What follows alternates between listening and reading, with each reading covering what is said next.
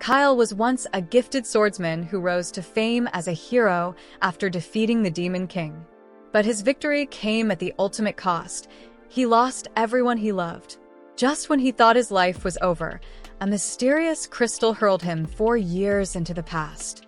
Determined to change his fate, he began training to become the strongest warrior alive. On the continent of Lunders, two forces had long been at odds. The light-blessed races, humans, dwarves, and elves, on one side, and the darkness-blessed demons on the other. For thousands of years, these factions clashed until 300 years ago, when a peace-minded demon king halted all hostilities.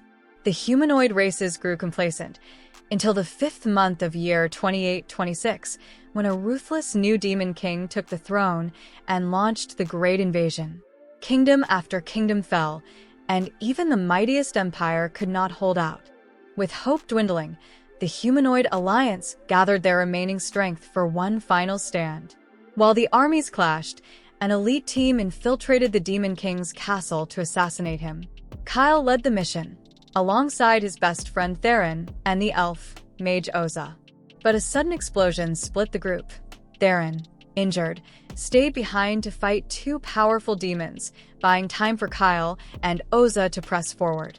In the throne room, Kyle drank a dangerous potion to maximize his strength, knowing its side effects could kill him. Before they could approach a glowing gemstone in the center of the room, the Demon King attacked from above. Kyle barely blocked part of the onslaught, but Oza sacrificed herself to shield him from a fatal blow. Her death fueled Kyle's rage, and he launched a relentless assault, but the Demon King's mana barrier was impenetrable. Severely wounded, Kyle turned to the AI embedded in his sword. A magical guide that explained the attack was an unstoppable, high-tier magic. Realizing he could only win by sacrificing himself, Kyle commanded the AI to unleash the gemstone's power. Enveloped in a radiant aura, he pierced the Demon King's defenses, shattering his blade and striking a fatal blow. But the King's counterattack mortally wounded Kyle in return. Both fell, and as the Demon King dissolved into black feathers, Kyle accepted his own death, until the gemstone reactivated, surrounding him in a magic circle. Moments later, Kyle awoke in his room, alive, uninjured, and 4 years younger. At first thinking it a dream, he realized the truth when he felt pain from an accidental scuffle with his childhood friend Lee. Confirming the date, he saw the chance to change everything.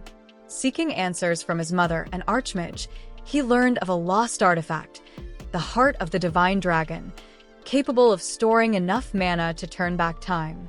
She suspected demons already possessed it, and Kyle knew she was right. Resolved to rewrite the future, Kyle began preparing for the upcoming invasion. He trained fiercely, alarming his friends with his sudden drive. When he learned that becoming a hero could grant him the influence needed to unite nations, he set his sights on that path, not for glory, but as a step toward his true goal. Gathering companions, Theron Lee, insisting on joining to keep an eye on him, and eventually Oza, whose true name he accidentally revealed, Kyle set out. Their first target, the legendary dungeon in the Sunnard Mountains. Despite skepticism, a map made from extinct world tree bark proved authentic.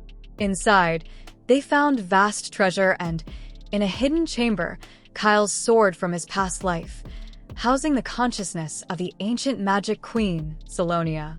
She confirmed his memories were real and agreed to help, though Kyle kept his time travel secret from the others. Armed with Salonia's sword, a magical storage bag, and newfound wealth, the group headed to the capital to gear up. Kyle spared no expense, buying top-tier equipment, rare magic stones, and healing potions, shocking the shopkeeper with his limitless spending.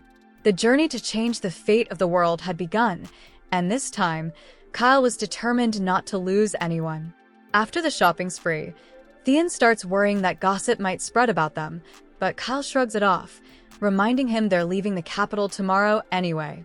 Theron panics at the news and bolts off to the bars to pick up girls.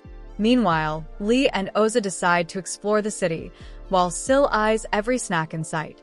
Kyle stops her though, wanting a private talk.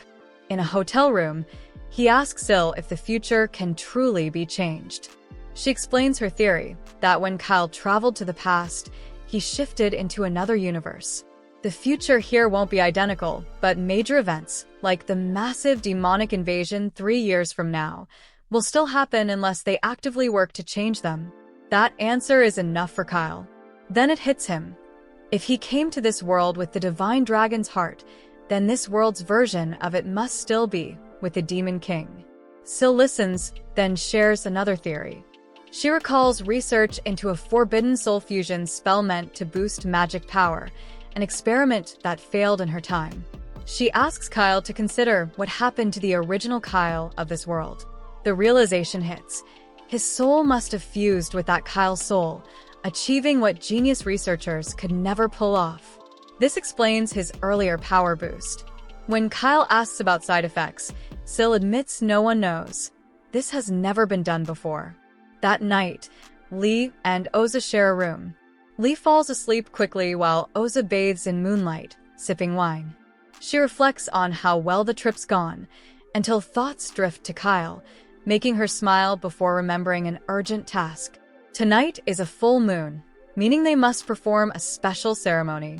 Out in the woods, Kyle finishes training and gushes about his sword to Syl, who reveals it's not even made of mithril.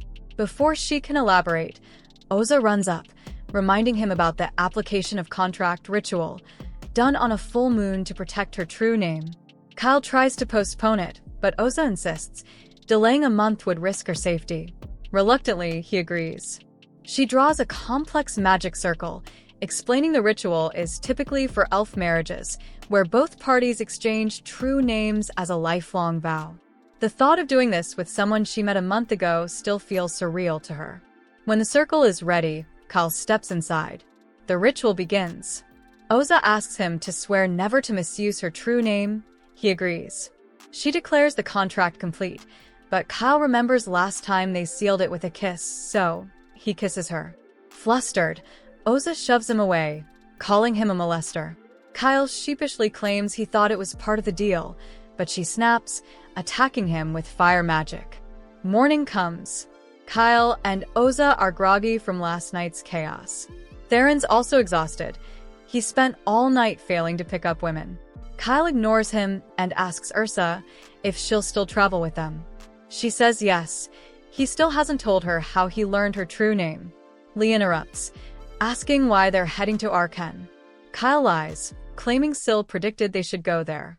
When they arrive, Princess Mila of the Zergus Empire is visiting on official business, drawing a crowd. Kyle, however, is fixated on her bodyguard, Zentos, once his close friend in a past life. Mila will die in 2 days, he tells Syl, during a Hydra attack. She suggests it might be an assassination attempt, possibly by her half-brother Prince Carinus, currently in the city. Kyle's plan: save the princess in a natural and heroic way. Theron overhears and vows to protect her first, claiming dibs. The next day, they shadow Mila's convoy. Syl shapeshifts into a hawk and scouts ahead. Suddenly, the convoy's drivers turn on the guards and begin a monster summoning ritual. Kyle and his crew rush in, knock out the traitors, and secure Mila, only for a Hydra to approach. Kyle orders his friends to take Mila to safety while he fights the beast. The Hydra, however, has 8 heads, not 3 like he hoped. Using blizzard and explosion magic stones, he freezes it, blows open a wound, and finishes it off with a risky internal explosion. Exhausted but victorious, he rejoins the group. From a summoning pouch they find, Kyle deduces the attack was staged. Indeed, Prince Carinus and Zentos had plotted it. Learning Mila is alive, Zentos sends knights to finish the job. Mila wakes, confirming Zentos' betrayal and explaining she overheard his plan. They decide to head back to Arken to meet the 5th Battalion, loyal to her. Along the way, they fight off knights with hit-and-run tactics. Kyle sends Theron to stall their pursuers. Theron pretends to surrender, then wipes out 30 knights single-handedly. Meanwhile, Zentos, frustrated, comes himself. He destroys Syl's projection mid-spy, forcing Kyle to intercept him while Lee and Oza guard Mila.